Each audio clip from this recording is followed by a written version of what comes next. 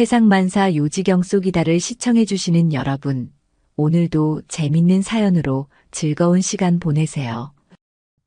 주혁아, 나 재호야. 나 맞선임이잖아. 와, 정말 세상 좁다. 내가 널 얼마나 아꼈는데 일이 이렇게 잘 풀리려고 하나? 그 목소리를 듣는 순간 박주혁의 온몸이 얼어붙었습니다. 10년이 지났지만 그 목소리는 악몽처럼 생생했죠. 회의실 문 앞에 서 있는 조재호의 얼굴을 보는 순간 주혁의 머릿속에는 군대 시절의 기억이 홍수처럼 밀려왔습니다. 숨이 멎는 듯했고 심장은 미친 듯이 뛰기 시작했어요. 악몽 속에서만 보던 그 얼굴이 이제는 현실에서 미소를 지으며 손을 내밀고 있었습니다. 하지만 재호의 눈빛에는 그날의 기억이 전혀 없었습니다. 마치 아무 일도 없었다는 듯이 그저 반가움만 가득했죠. 내가 우리 프로젝트 담당자였어? 이거 정말 운명인데. 주혁의 손에 쥐고 있던 펜이 바닥으로 떨어졌습니다. 인생은 실전이었고 그 끔찍했던 실전이 다시 시작되려 했습니다. 새벽 3시 온몸이 식은땀으로 젖은 채 박주혁은 자리에서 벌떡 일어났습니다. 어둠 속에서 거친 숨을 몰아쉬며 주변을 살폈죠. 익숙한 침실 옆에서 평온하게 잠든 아내 김민서의 모습에 가슴을 쓸어내렸습니다. 또 그 꿈이군. 중얼거리며 물 한 잔을 마시기 위해 부엌으로 향했어요. 10년이 넘었는데도 여전히 그날의 악몽은 주혁을 놓아주지 않았습니다. 창밖으로 보이는 서울의 야경이 마치 한 폭의 그림 같았어요. 40세의 나이에 대기업 개발팀 부장으로 승진한 주혁은 겉으로 보기엔 누구보다 안정된 삶을 살고 있었습니다. 결혼 15년 차, 사랑스러운 아내와 함께하는 행복한 가정. 하지만 그 어떤 성공도 마음 깊은 곳에 자리 잡은 상처를 완전히 지워줄 순 없었죠. 아침이 밝았습니다. 출근 준비를 하는 민서가 주혁의 얼굴을 살펴보며 물었어요. 또 잠 못 잤어? 얼굴이 안 좋네. 아니, 괜찮아. 요즘 프로젝트 마무리 때문에 조금 피곤한가 봐. 주혁은 미소로 답했지만 민서의 눈은 속일 수 없었습니다. 요즘 너무 무리하는 거 아니야? 승진했다고 모든 걸 다 짊어지려 하지 말고. 민서가 주혁의 넥타이를 매만지며 말했어요. 걱정 마. 이번 프로젝트만 잘 마무리하면 우리 둘이 여행 가자. 주혁이 민서의 이마에 가볍게 키스하며 약속했습니다. 회사에 도착한 주혁은 오전 9시부터 시작된 회의에 참석했어요. 개발팀 부장으로서 주혁의 의견은 중요했고 동료들은 그의 전문성을 신뢰했습니다. 회의가 끝난 후 최민호 본부장이 주혁을 따로 불렀죠. 주혁 씨, 이번에 새로운 서버 인프라 구축 프로젝트 하청업체 선정권 맡아줄 수 있나? 규모가 크고 중요한 프로젝트라 믿을 만한 사람이 필요해서. 민호 본부장이 진지한 표정으로 말했습니다. 네, 맡아보겠습니다. 주혁은 고개를 끄덕였어요. 이런 중요한 결정을 맡기는 것은 승진 후 주혁의 능력을 인정받은 증거였습니다. 저녁 식사 시간, 주혁은 민서에게 새 프로젝트 이야기를 들려주었죠. 처음으로 큰 프로젝트의 하청업체 선정권을 맡게 됐어. 회사에서 나를 믿어주는 것 같아. 당연하지. 우리 주혁이가 얼마나 일 잘하는데. 민서가 자랑스러운 표정으로 말했어요. 그동안 고생 많았으니 이번에 정말 잘 될 거야. 식사 후 함께 거실 소파에 앉아 TV를 보는 동안 주혁은 민서의 어깨에 머리를 기대었습니다. 누군가에게는 평범한 일상이겠지만 주혁에게는 소중한 행복이었죠. 이런 평화로운 순간들이 어떤 폭풍 우도 견딜 수 있게 해주었어요. 잠들기 전 주혁은 내일부터 시작될 하청업체 제안서 검토를 위해 자료를 살펴보았습니다. 여러 업체 중에서 가장 뛰어난 기술력과 합리적인 가격을 제시하는 곳을 찾아야 했죠. 주역은 항상 공정하고 객관적인 판단을 중요시했습니다. 업무의 전문성과 도덕성은 그가 지금의 위치에 오르게 된 이유였으니까요. 컴퓨터를 끄고 침대에 누운 주역의 머릿속에는 온갖 숫자와 기술 사양이 맴돌았어요. 곁에서 민서가 편안하게 숨을 쉬는 소리를 들으며 조금씩 잠에 빠져들었습니다. 오늘은 악몽 없이 편안한 밤이길 그렇게 바라며 눈을 감았죠. 하청업체 선정을 위한 첫 미팅 날이 밝았습니다. 주역은 회의실에 가장 먼저 도착해 모든 준비를 마쳤어요. 총 5개 업체의 담당자들을 만나는 일정이었고 첫 순서는 테크노바라는 신생 기업이었습니다. 서류상으로는 기술력이 괜찮아 보였지만 실제 면담을 통해 더 자세히 알아보고 싶었죠. 안녕하세요, 박 부장님. 테크노바에서 왔습니다. 회의실 문이 열리고 2명의 남자가 들어왔어요. 주역이 고개를 들어 인사하려던 그 순간 시간이 멈춘 듯 했습니다. 테크노바 영업팀장이라고 자신을 소개한 남자의 얼굴을 보는 순간 주역의 온몸에 전율이 흘렀어요. 10년 전 군대에서의 그 얼굴. 조재호. 주역의 악몽 속에 항상 등장하던 바로 그 사람이었습니다. 박주혁? 재호가 주역을 알아보고 환하게 웃었어요. 이게 얼마만이야. 같은 소대였던 박주혁 맞지? 세상 참 좁네. 주역은 얼어붙은 미소로 고개만 끄덕였습니다.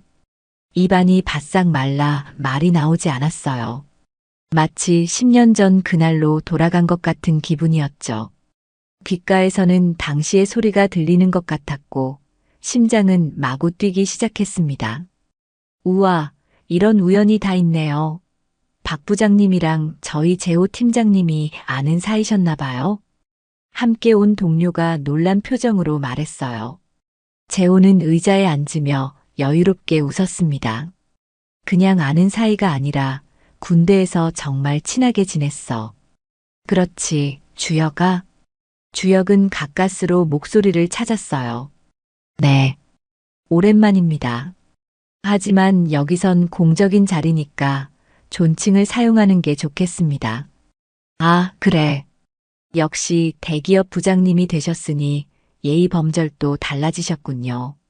재호가 장난스럽게 말했지만 그 말 속에는 미묘한 비꼼이 느껴졌습니다. 미팅이 시작되었고 재호는 테크노바의 기술력과 제안 내용을 설명했어요. 하지만 주역의 귀에는 재호의 말이 제대로 들어오지 않았습니다. 머릿속은 10년 전 기억으로 가득 차 있었고 손은 테이블 아래에서 미세하게 떨리고 있었죠. 저희는 다른 업체보다 15% 저렴한 가격에 더 높은 성능을 보장합니다. 재호가 자신만만하게 발표를 마쳤어요. 그리고 개인적으로 주역 씨, 아니, 박 부장님과의 인연도 있으니 더 책임감 있게 프로젝트를 진행할 수 있을 거고요. 그 말에 주역은 정신이 번쩍 들었습니다. 재호는 자신들의 과거 관계를 이용해 사업상 이득을 보려 하고 있었어요. 그것도 마치 자신들이 정말 친했던 것처럼 포장하면서 조 팀장님, 업무와 사적인 관계는 별개입니다. 저희 회사는 철저히 능력과 제안 내용을 기준으로 하청업체를 선정합니다. 주역이 차갑게 대답했어요. 재호의 표정이 잠시 굳었다가 이내 여유로운 미소로 돌아왔습니다. 물론이죠. 하지만 같은 조건이라면 서로 잘 아는 사이가 일하기 더 편하잖아요. 우리 군대에서 함께 고생했던 사이니까. 함께 고생했다고? 주역의 머릿속에서 분노가 끓어올랐어요. 재호는 정말 아무렇지도 않게 과거를 미화하고 있었습니다. 마치 그날의 일이 전혀 없었던 것처럼 자신이 주역에게 무슨 짓을 했는지 전혀 기억하지 못하는 것 같았죠. 미팅이 끝나고 재호가 악수를 청했을 때 주역은 잠시 망설였습니다. 하지만 결국 형식적인 악수를 나눌 수밖에 없었어요. 재호의 손을 잡는 순간 주역의 등줄기로 한기가 흘렀습니다. 잘 부탁해, 주혁아. 아, 박 부장님. 재호가 윙크하며 말했어요. 오랜만에 만났으니 나중에 술 한잔 해야지. 주혁은 억지 웃음을 지으며 고개만 끄덕였습니다. 회의실 문이 닫히고 재호가 사라진 후에야 주혁은 깊은 한숨을 내쉬었어요. 책상 위에 놓인 손이 여전히 떨리고 있었습니다. 10년이 지났지만 그날의 공포와 수치심은 마치 어제 일처럼 생생했죠. 테크노바의 제안서를 검토하면서 주혁은 재호의 회사가 기술적으로 부족하다는 사실을 확인했습니다. 문서상으로는 그럴듯하게 포장되어 있었지만 전문가인 주혁의 눈에는 여러 허점이 보였어요. 서버 확장성에 대한 계획이 미흡했고 보안 프로토콜도 최신 기준을 충족하지 못했습니다. 게다가 15% 저렴하다던 가격도 실제로는 구현 불가능한 조건이었죠. 이건 말이 안 되는 제안이야. 주혁은 혼잣말로 중얼거렸어요. 다른 업체들의 제안서와 비교해도 테크노바는 객관적으로 밀리는 수준이었습니다. 밤새 서류를 검토하던 주혁은 문득 시계를 보았어요. 새벽 2시. 평소라면 진작 잠들었을 시간이지만 재호와의 만남 이후 불면증이 더 심해졌습니다. 눈을 감으면 군대 시절의 기억이 더 선명하게 떠올랐어요. 당시 조교였던 재호의 비인간적인 행동들, 특히 주혁을 표적 삼아 집중적으로 괴롭혔던 날들. 육체적인 고통보다 더 견디기 힘들었던 것은 인격적 모욕과 끝없는 따돌림이었습니다. 화장실에 들어가 차가운 물을 얼굴에 끼얹었어요. 거울 속에 비친 자신의 모습은 지쳐 보였습니다. 이제와 그때 일을 꺼내봐야 무슨 소용이 있을까? 주혁은 자문했어요. 그냥 객관적으로 업무를 처리해야지. 다음 날 회사에서 주혁은 다른 하청 업체들과의 미팅을 이어갔습니다. 집중하려 노력했지만 머릿속에서는 계속 재호의 얼굴이 떠올랐어요. 심지어 화장실에 가는 동안에도 누군가 뒤에서 자신을 지켜보는 듯한 기분이 들어 불안했습니다. 점심시간 구내식당에서 식사를 하던 중 갑자기 옆자리에 누군가 앉았어요. 주혁은 놀라서 고개를 들었고 재호의 웃는 얼굴과 마주쳤습니다. 저기 한 끼 같이 해도 될까? 오랜만에 만난 전우니까. 재호가 마치 오랜 친구를 만난 것처럼 친근하게 말했어요. 주혁은 갑작스러운 상황에 어떻게 대처해야 할지 몰라 그저 고개만 끄덕였습니다. 가슴속에서는 분노가 끓어올랐지만 공적인 장소에서 감정을 드러내는 것은 전문가답지 못하다고 생각했어요. 요즘 우리 테크노바가 대기업들 사이에서 인정받고 있어. 이번에 너희 회사랑 계약하면 정말 좋은 파트너십이 될 거야. 재호가 자랑스럽게 말했습니다. 아직 검토 중입니다. 여러 업체를 비교해봐야 해서요. 주혁이 건조하게 답했어요. 재호는 의미심장한 미소를 지었습니다. 그래도 내가 있으니까 유리하지 않겠어?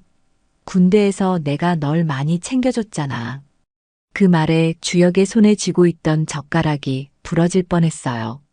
챙겨줬다고? 주혁의 머릿속에서 분노가 폭발하기 직전이었습니다. 재호는 정말 자신이 했던 일들을 전혀 기억하지 못하는 걸까요? 아니면 일부러 모르는 척하는 걸까요? 조 팀장님, 제 기억과는 좀 다른 것 같습니다만. 주혁이 조용히 말했어요. 재호는 그 말을 무시하고 웃으며 말을 이었습니다. 아무튼 그때 인연도 있으니 잘 좀 봐줘. 이번에 우리 회사가 너희와 계약하면 내 입지도 더 올라갈 거고. 주혁은 더 이상 참을 수 없어 자리에서 일어났어요. 업무는 업무고 개인적인 인연은 별개입니다. 먼저 들어가 보겠습니다. 사무실로 돌아온 주혁은 심한 두통을 느꼈습니다. 한편으로는 재호의 회사를 객관적으로 평가해야 한다는 직업 윤리와 다른 한편으로는 재호에 대한 분노와 복수심 사이에서 갈등했어요. 내가 상처받은 기억 때문에 공정한 판단을 내리지 못한다면 그건 전문가로서 실패하는 거야. 저녁의 퇴근길, 주혁은 핸드폰에 걸려온 재호의 전화를 보고 한참을 망설였습니다. 결국 전화를 받았어요. 저기, 주혁아. 오늘 술 한잔 할까? 우리 테크노바 제안에 대해 좀 더 자세히 설명해 줄게. 재호의 목소리에는 여유가 넘쳤습니다. 죄송합니다만 오늘은 개인 약속이 있어서요. 주혁이 거절했어요. 아쉽네. 그럼 내일은 어때? 아니면 주말에도 괜찮고. 우리 사이에 뭐 이런 거 가지고 딱딱하게 굴 필요 없잖아. 재호가 계속 밀어붙였습니다. 일정을 봐야 할 것 같습니다. 나중에 연락드리겠습니다. 주혁은 그렇게 말하고 전화를 끊었어요. 차 안에서 주혁은 핸들을 꽉 쥐었습니다. 재호는 과거에 대한 어떤 죄책감도 없이 오히려 그 관계를 이용해 이득을 보려 하고 있었어요. 그리고 주혁이 거절할수록 더욱 뻔뻔하게 굴었습니다. 이대로 객관적으로만 대해야 할까요? 아니면 주혁의 머릿속에 복수라는 단어가 스쳐 지나갔습니다. 하지만 곧 그 생각을 털어냈어요. 난 전문가이고 개인 감정에 휘둘리지 않을 거야. 집에 돌아온 주혁은 평소보다 더 지쳐 보였습니다. 현관문을 열자 민서가 반갑게 맞이했지만 주혁의 어두운 표정에 곧 걱정스러운 얼굴이 되었어요. 무슨 일 있어? 얼굴이 너무 안 좋아 보여. 민서가 주혁의 넥타이를 풀어주며 물었습니다. 그냥 회사 일이 좀 복잡해졌어. 주혁은 소파에 털썩 주저앉으며 대답했어요. 민서는 따뜻한 차를 준비해 왔습니다. 자세히 말해줄래? 요즘 밤에도 계속 뒤척이더라고. 분명 단순한 업무 스트레스는 아닌 것 같은데. 주혁은 깊은 한숨을 내쉬었어요. 더 이상 혼자 끌어안고 있기 힘들었습니다. 군대에서 날 괴롭혔던 그 조교. 기억해? 당연하지. 내가 군대 있을 때 유일하게 전화 통화해서 울었던 그날. 어떻게 잊겠어? 민서의 표정이 굳어졌습니다. 그 사람이 이번에 하청업체 미팅에 나타났어. 10년 만이야. 주혁이 떨리는 목소리로 말했어요. 뭐라고? 민서가 놀라서 주혁의 손을 잡았습니다. 그 조재호? 대체 어쩌다? 주혁은 재호와의 만남부터 지금까지 있었던 일들을 모두 털어놓았어요. 재호가 자신을 알아보고 마치 옛 친구인 양 행동하는 것, 과거를 미화하며 업무상 특혜를 바라는 태도, 그리고 그의 회사가 실제로는 능력이 부족하다는 사실까지. 이제 어떻게 해야 할지 모르겠어. 공사 구분해서 객관적으로 평가해야 하는데 쉽지 않아. 주혁이 괴로운 표정으로 말했습니다. 민서는 잠시 침묵했다가 단호한 목소리로 말했어요. 객관적으로 그냥 그 사람 회사 탈락시키면 되잖아. 하지만 업무적으로는 주혁이 망설이며 말했습니다. 주혁아, 민서가 주혁의 눈을 똑바로 바라보며 말했어요. 인생은 실전이야. 저 사람은 절대 바뀌지 않아. 지금 확실히 복수해야만 과거를 끝낼 수 있어. 민서의 단호한 말에 주혁은 놀랐습니다. 항상 이해심 많고 부드러운 민서가 이렇게 강한 어조로 말하는 것은 드문 일이었어요. 넌 그 사람이 군대에서 내게 한 짓을 잊었을지 몰라도 나는 못 잊어. 민서의 눈에 분노가 서렸습니다. 내가 전화로 울면서 말했던 그 일들, 다른 동료들 앞에서의 모욕, 끝없는 따돌림, 그리고 그 비인간적인 행동들. 주혁은 고개를 숙였어요. 그날의 기억들이 다시 물밀듯이 밀려왔습니다. 그때 주혁은 새로운 이등병이었고 조교였던 재호는 권력을 남용해 주혁을 표적으로 삼았어요. 신체적 폭력은 없었지만 정신적 학대와 지속적인 모욕은 주혁에게 지울 수 없는 상처를 남겼습니다. 특히 다른 동료들 앞에서의 공개적 망신과 인격 모독은 주역의 자존감을 완전히 무너뜨렸었죠. 그리고 가장 화나는 건 민서가 말을 이었어요. 그 사람이 자기가 한 짓을 전혀 기억하지 못한다는 거야. 너한테 그런 끔찍한 기억을 남겼는데 정작 본인은 아무렇지도 않게 지내왔다는 거지. 주역은 민서의 말에 깊이 공감했습니다. 그것이 가장 괴로웠어요. 자신에게는 10년이 지나도 지워지지 않는 트라우마를 남긴 일이 재호에게는 기억조차 나지 않는 사소한 일이었다는 사실. 게다가 이제 와서 그 관계를 이용해 특혜를 바라다니. 민서가 분노에 떨리는 목소리로 말했습니다. 주여가, 이건 우연이 아니야. 내가 과거와 제대로 마주할 기회야. 주역은 천천히 고개를 들었어요.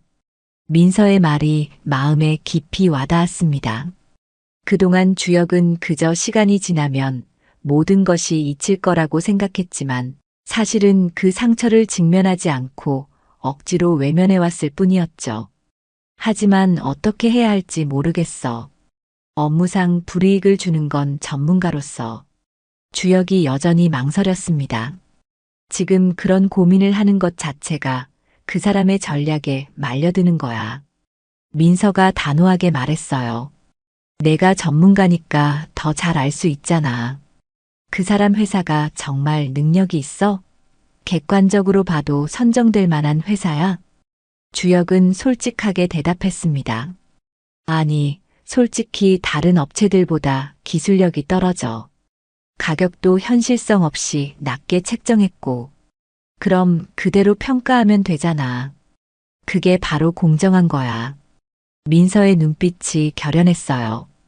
그리고 이번엔 그냥 넘어가지 마. 그 사람이 과거에 했던 짓을 정확히 기억할 수 있게 해줘. 주역의 마음속에서 무언가가 변하기 시작했습니다. 그동안 억눌러왔던 분노와 복수심이 서서히 솟아오르기 시작했어요. 민서의 말처럼 이것은 단순한 우연이 아니라 과거와 마주할 기회였습니다. 그래, 내 말이 맞아. 주역이 마침내 결심한 듯 말했어요. 이대로 가면 앞으로도 계속 악몽을 꾸며 살아야 할 거야. 이제 제대로 끝을 내야겠어. 민서는 주역의 손을 꼭 잡았습니다. 내가 항상 내 편이야. 우리 함께 이 일을 끝내자. 그날 밤 주역은 오랜만에 편안하게 잠들 수 있었어요. 마음속 깊은 곳에서 무거운 짐을 내려놓은 듯한 해방감을 느꼈습니다. 결정을 내리니 오히려 마음이 가벼워졌죠. 이제 주역은 단순히 참고 견디는 대신 능동적으로 행동할 준비가 되어 있었습니다. 다음 날부터 주역은 완전히 다른 사람이 된 것처럼 냉정하고 체계적으로 움직였습니다. 출근하자마자 테크노바의 제안서를 다시 꼼꼼히 검토하기 시작했어요. 이번에는 단순히 기술적 결함을 찾는 것을 넘어 치명적인 약점들을 낱낱이 분석했습니다. 서버 확장성 계획이 터무니없이 비현실적이고 보안 프로토콜도 최신 기준에 크게 미달해. 주역은 노트에 꼼꼼히 기록했어요. 5번의 미팅에서 재호가 했던 모든 발언들도 정리했습니다. 특히 구현 불가능한 약속들과 명백한 과장, 심지어 거짓말에 가까운 내용들을 증거와 함께 문서화했어요. 주역은 다른 업체들의 제안서도 공정하게 검토했습니다. 객관적으로 봐도 테크노바는 최하위권이었어요. 승부는 이미 기울어져 있었지만 주역은 더 확실한 증거를 원했습니다. 특별히 궁금한 점이 있어서요. 주역은 테크노바의 기술 담당자에게 전화를 걸었어요. 재호가 아닌 다른 직원과의 대화를 통해 회사의 실제 역량을 확인하는 전략이었습니다. 예상대로 기술 담당자는 재호가 약속한 많은 부분들이 현실적으로 구현, 불가능하다는 것을 무의식적으로 드러냈어요. 저녁 식사 시간, 주역은 민서에게 하루 동안의 진전 상황을 설명했습니다. 테크노바의 약점들을 모두 찾아냈어. 객관적으로 봐도 최악의 업체야. 역시 우리 주역이. 민서가 기쁜 표정으로 말했어요. 어떻게 진행할 계획이야? 최종 업체 선정 회의가 다음 주 수요일이야. 그때 모든 것을 공개할 거야. 주혁이 차분하게 설명했습니다. 하지만 단순히 업무적으로 탈락시키는 것만으로는 부족해. 재호가 자신의 과거 행동을 기억하게 만들고 싶어. 민서는 생각에 잠겼다가 말했어요. 그럼 직접적으로 과거 이야기를 꺼내는 건 어때? 그 사람이 너를 어떻게 대했는지. 주혁은 고개를 저었습니다. 아니, 그건 오히려 내가 감정적으로 보일 수 있어. 더 교묘한 방법이 필요해. 그럼, 민서가 잠시 생각하더니 제안했어요. 재호가 너에게 했던 것과 같은 방식으로 되돌려주는 건 어때? 모욕감, 공개적인 망신. 하지만 완전히 업무적인 맥락에서 주혁의 눈이 빛났습니다. 민서의 제안은 완벽했어요. 정확해. 그가 나에게 했던 것처럼 다른 사람들 앞에서 그의 전문성과 능력을 의심받게 만들면 돼. 그것도 완전히 객관적인 사실만으로. 이후 며칠 동안 주혁은 더욱 치밀하게 준비했습니다. 재호의 제안에서 발견된 모든 문제점을 프레젠테이션으로 정리했어요.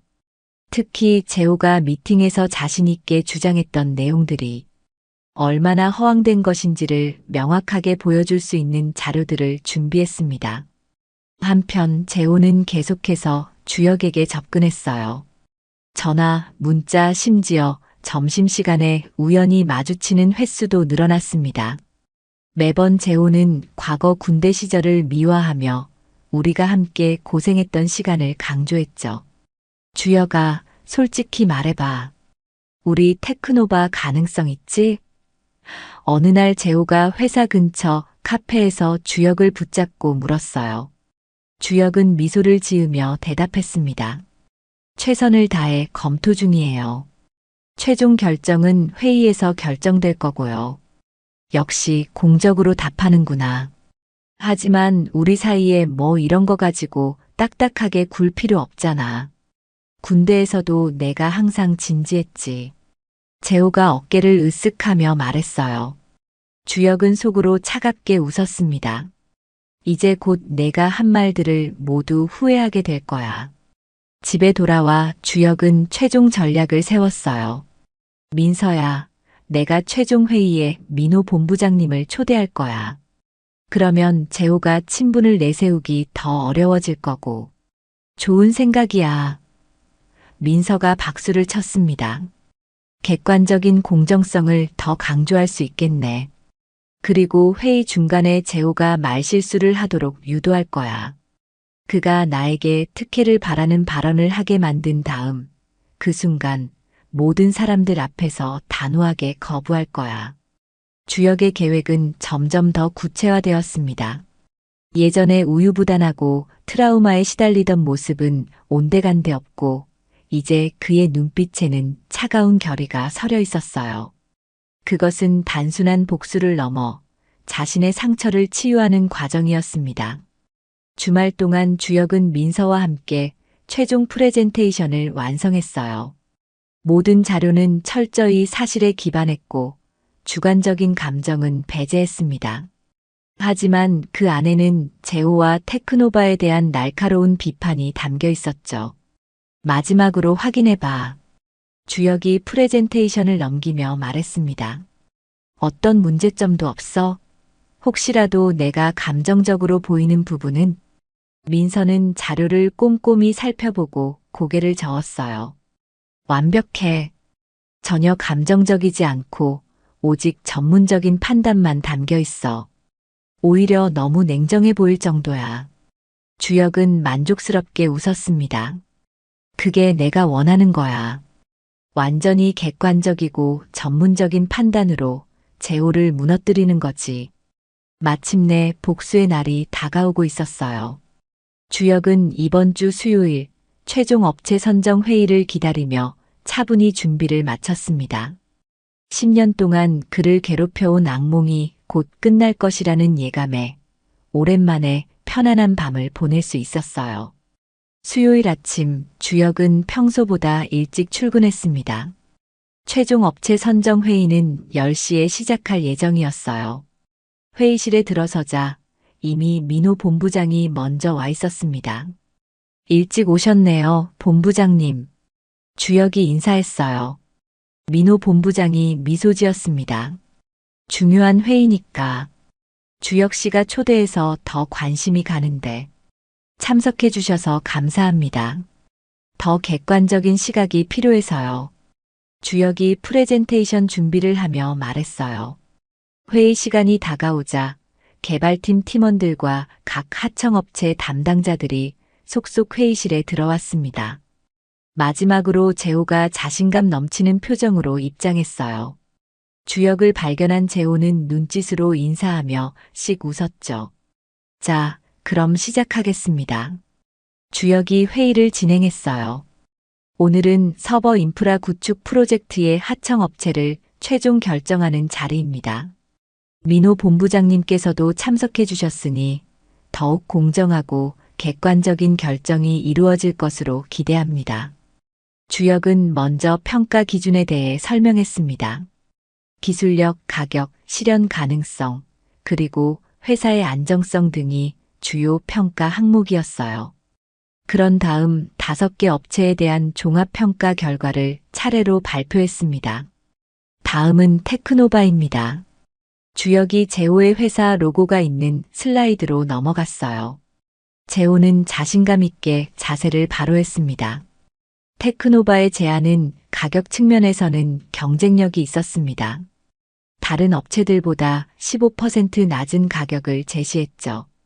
주역이 차분하게 말했어요. 하지만 세부 내용을 분석한 결과 몇 가지 심각한 문제점이 발견되었습니다. 주역은 슬라이드를 넘기며 테크노바 제안서의 문제점들을 하나씩 지적했습니다. 서버 확장성 계획의 비현실성, 미흡한 보안 프로토콜, 그리고 구현 불가능한 가격 조건 등을 객관적인 데이터와 함께 설명했어요. 특히 주목할 점은 테크노바가 제시한 인력 배치 계획입니다. 주역이 다음 슬라이드를 보여주었어요. 실제 필요 인원의 절반에도 미치지 못하는 인력으로 프로젝트를 완수하겠다는 계획은 현실적으로 불가능합니다. 회의실 내부의 분위기가 무거워졌습니다. 개발팀 팀원들은 고개를 끄덕이며 주역의 분석에 동의했고 민호 본부장은 심각한 표정으로 메모를 했어요.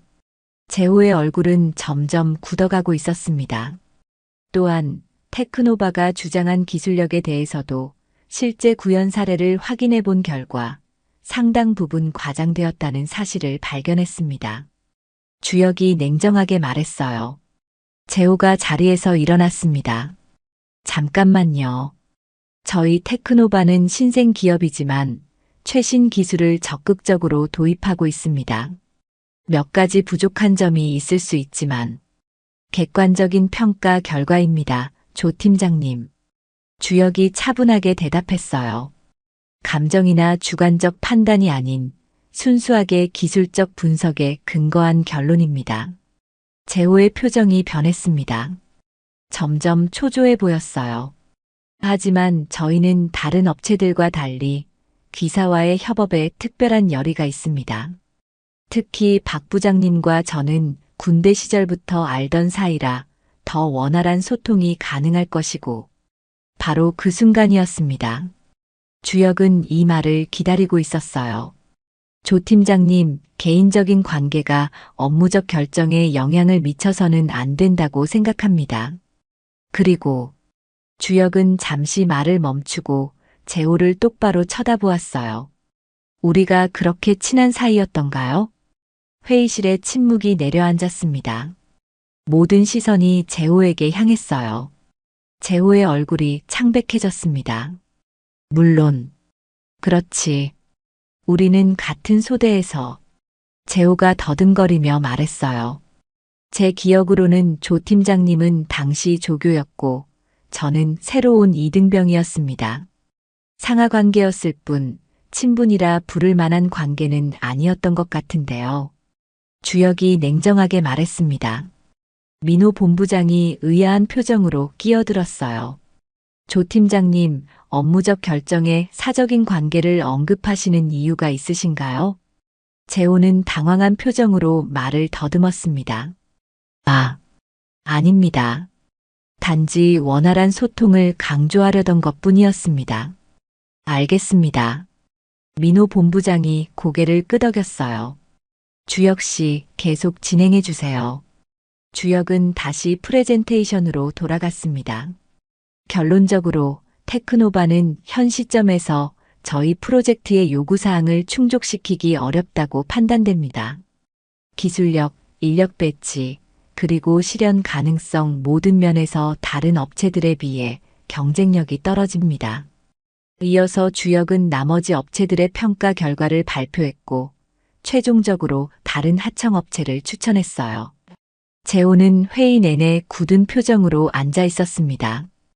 회의가 끝나고 사람들이 하나둘 자리를 뜨는 동안 재호는 주혁에게 다가왔어요. 잠깐 얘기 좀 할 수 있을까? 재호의 목소리에는 더 이상 자신감이 없었습니다.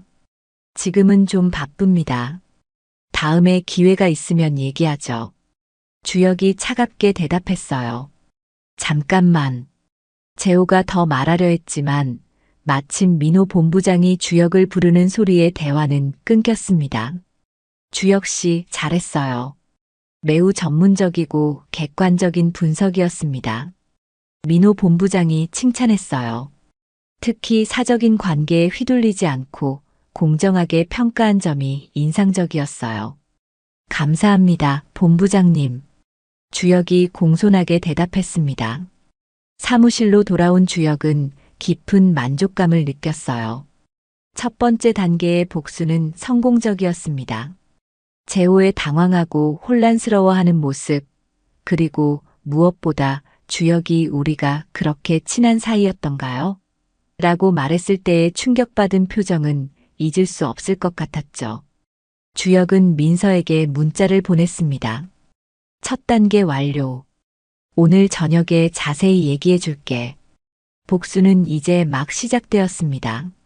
주혁은 창밖을 바라보며 미소 지었어요. 이제 재호는 자신의 행동이 어떤 결과를 가져올 수 있는지 서서히 깨닫기 시작할 것입니다. 회의가 끝난 지 이틀 후 주혁의 예상대로 민호 본부장은 주혁의 분석과 추천을 전적으로 수용했습니다. 테크노바는 공식적으로 탈락 통보를 받았고 주혁이 추천한 다른 업체가 하청 계약을 따냈어요. 축하해, 주혁이. 민서가 저녁 식사 자리에서 와인 잔을 들어 올렸습니다. 첫 번째 승리야. 주혁은 미소 지으며 잔을 부딪혔어요. 아직 끝이 아니야. 이제 재호가 어떤 상황에 처했는지 알아보려고 해. 주혁의 예상은 정확했습니다. 회사 내 정보망을 통해 들려온 소식에 따르면 테크노바 내에서 재호의 입지가 크게 흔들리고 있었어요. 그가 큰 소리로 박 부장과의 친분을 내세워 계약은 따놓은 것이나 다름없다고 장담했던 탓에 탈락 책임이 전적으로 재호에게 돌아갔습니다. 그날 오후 주혁이 사무실에서 일하고 있을 때 민서에게서 전화가 왔어요. 주혁아, 방금 재호한테서 전화 받았어. 민서의 목소리가 흥분되어 있었습니다. 뭐라고? 어떻게 내 번호를? 주혁이 놀라서 물었어요. 아마 인터넷으로 찾아낸 것 같아. 너한테 직접 연락이 안 되니까 나한테 온 거지. 민서가 설명했습니다. 지금 완전 절박해 보여. 회사에서 쫓겨날 위기라면서 한 번만 도와달라고 애원하더라고. 주혁은 의자에 기대 앉았어요. 그래서 뭐라고 했어? 내가 오늘 저녁에 시간이 있다고 했어.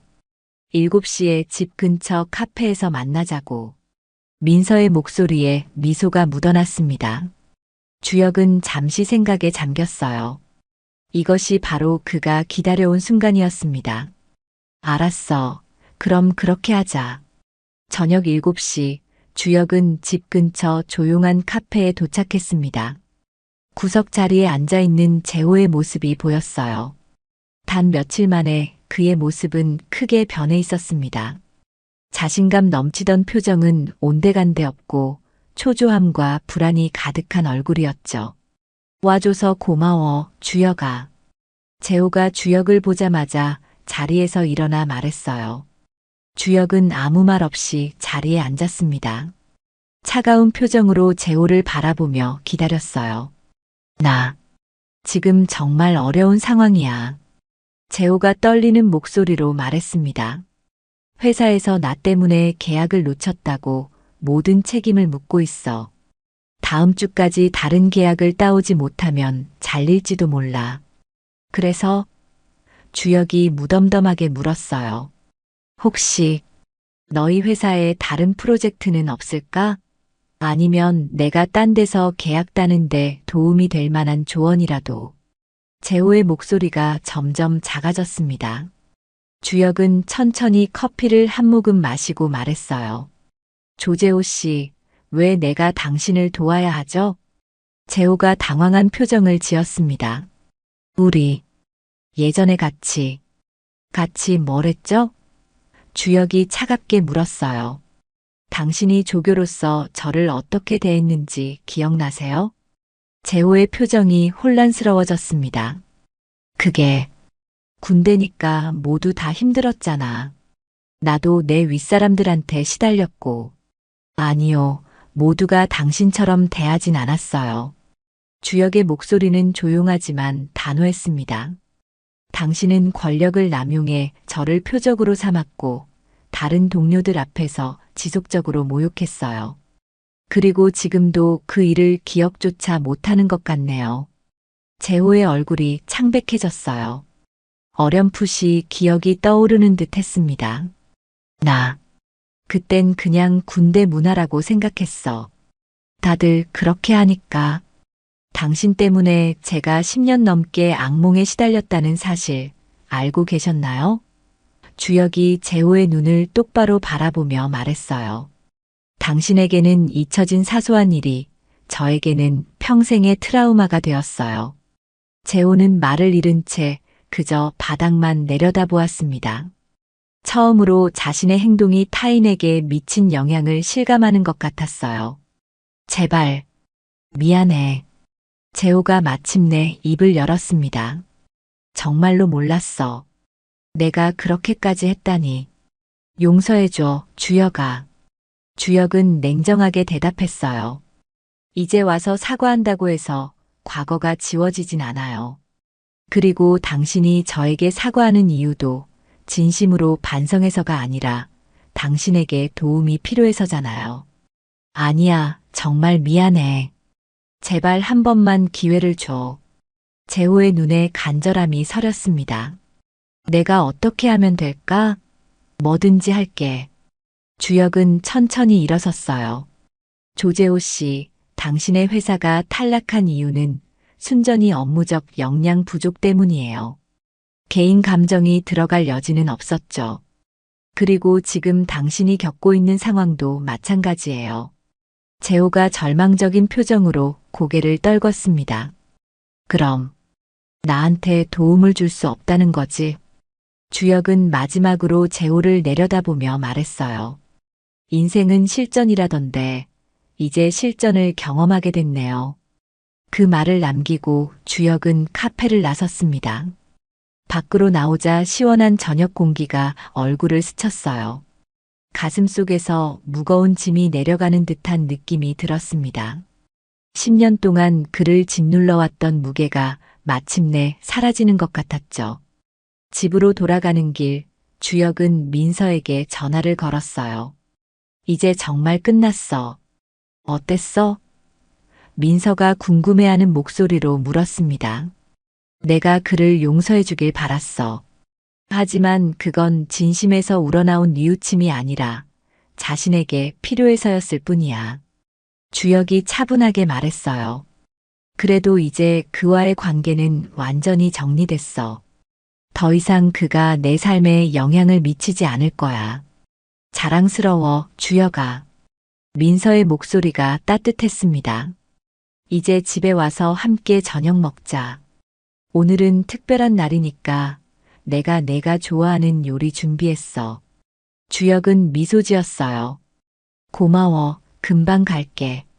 집으로 향하는 발걸음이 가벼웠습니다. 주혁은 처음으로 진정한 해방감을 느꼈어요. 이제 더 이상 과거에 얽매이지 않고 새로운 시작을 할 수 있을 것 같았습니다. 복수를 완성한 지 일주일이 지났습니다. 주혁의 삶은 겉으로 보기엔 예전과 크게 달라진 것이 없었지만 내면은 완전히 달라져 있었어요. 밤에 더 이상 악몽을 꾸지 않았고 아침에 눈을 뜨면 상쾌한 기분으로 하루를 시작할 수 있었습니다. 요즘 얼굴색이 훨씬 좋아졌네. 동료인 김 과장이 점심시간에 말했어요. 이전에는 항상 피곤해 보였는데 무슨 좋은 일이라도 있어? 주혁은 미소 지으며 대답했습니다. 그냥 요즘 잠을 잘 자서 그런가 봐. 사무실에서는 서버 인프라 프로젝트가 순조롭게 진행되고 있었어요. 주혁이 선정한 하청업체는 전문성과 성실함으로 기대 이상의 성과를 보여주고 있었습니다. 민호 본부장도 주혁의 판단력을 높이 평가했죠. 주혁 씨 덕분에 프로젝트가 아주 순탄하게 진행되고 있어요. 민호 본부장이 회의 후 주혁의 어깨를 두드리며 말했어요. 앞으로도 중요한 결정들은 주혁 씨에게 맡길 생각입니다. 주혁은 겸손하게 고개를 숙였습니다. 과찬이십니다. 팀원들과 함께 노력한 결과입니다. 그날 저녁 주혁은 민서와 함께 특별한 저녁 식사를 계획했어요. 결혼 기념일은 아니었지만 주혁에게는 새로운 삶의 시작을 기념하는 의미가 있었습니다. 오늘 왜 이렇게 특별한 저녁을 준비한 거야? 민서가 와인 잔을 들며 물었어요. 주혁은 따뜻한 미소로 대답했습니다. 우리 삶의 새로운 장을 축하하고 싶었어. 그리고 무엇보다 내가 있어 정말 고마워. 민서의 눈이 반짝였어요. 정말 많이 달라졌네. 예전에 주혁이라면 이런 감상적인 말 안 했을 텐데. 맞아. 주혁이 웃으며 고개를 끄덕였습니다. 이제야 진짜 내 모습을 찾은 것 같아. 그동안 무의식적으로 많은 것들을 억누르고 살았던 것 같아. 식사를 마치고 두 사람은 집 근처 공원을 산책했어요. 밤하늘에 별들이 반짝이고 있었고 봄의 서늘한 공기가 기분 좋게 얼굴을 스쳤습니다. 재호에 대해 어떻게 생각해? 민서가 문득 물었어요.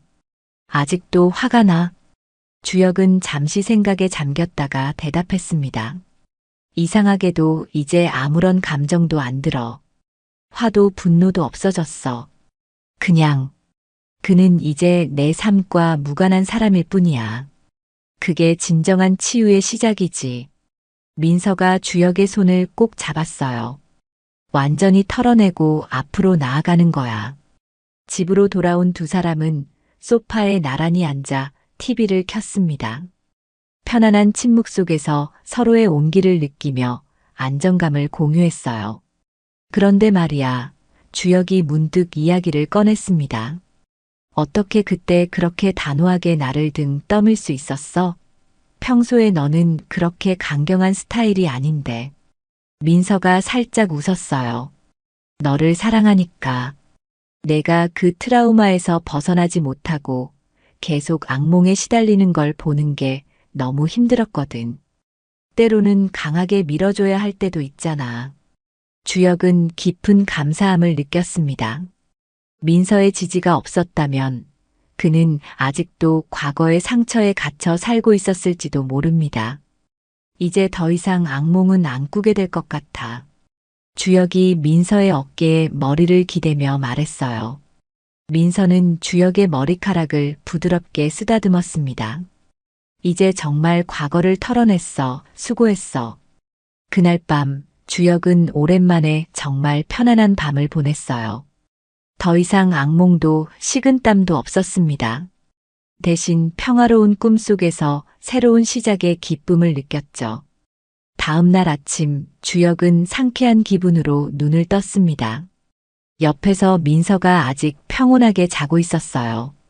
조용히 일어나 커피를 준비하며 주역은 창밖으로 떠오르는 태양을 바라보았습니다. 이제 그의 삶은 진정으로 새로운 장을 열었어요. 과거의 상처는 완전히 치유되지 않을지도 모릅니다. 하지만 이제 그것은 더 이상 그를 지배하지 않을 것입니다. 주역은 자신의 상처를 직면하고 그것을 극복했어요. 그리고 그 과정에서 자신의 진정한 힘을 발견했습니다. 민서가 잠에서 깨어 부엌으로 나왔어요. 좋은 아침이야. 오늘도 일찍 일어났네? 응, 오늘은 특별히 상쾌한 아침이야. 주역이 환한 미소로 대답했습니다. 두 사람은 창가에 앉아 함께 아침 식사를 했어요. 화창한 봄 햇살이 창문을 통해 쏟아져 들어왔고 새로운 하루가 시작되었습니다. 오늘부터 우리 휴가 계획 세워볼까? 주역이 제안했어요. 그동안 미뤄뒀던 여행, 이제 다녀올 때가 된 것 같아. 민서의 얼굴에 기쁨이 번졌습니다. 정말? 그래, 어디로 갈까? 두 사람은 즐겁게 여행 계획을 세우기 시작했어요. 주역의 마음속에는 더 이상 과거의 그림자가 없었습니다. 오직 밝은 미래만이 기다리고 있었죠. 인생은 실전입니다. 때로는 아픈 상처를 만나기도 하고 예상치 못한 역경을 마주하기도 합니다. 하지만 그 모든 경험이 우리를 더 강하고 지혜롭게 만들어주죠. 주역은 이제 진정으로 그 의미를 이해했습니다. 이제 그는 자신의 삶을 온전히 살아갈 준비가 되어 있었어요.